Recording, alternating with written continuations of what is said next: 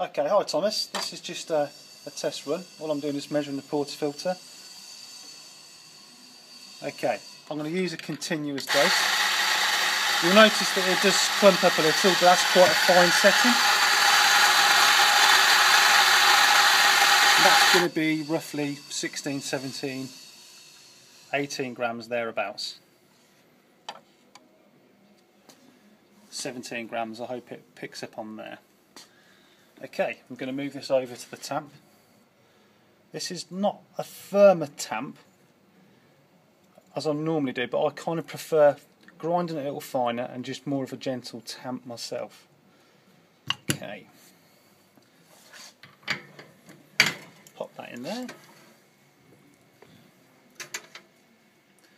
Hold it halfway just for a little bit of pre-infusion.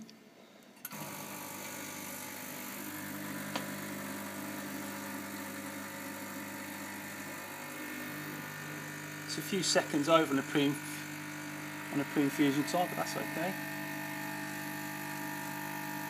That seems to me like just a good extraction. Might be a little fast, but 25, 26 seconds, that's not that bad.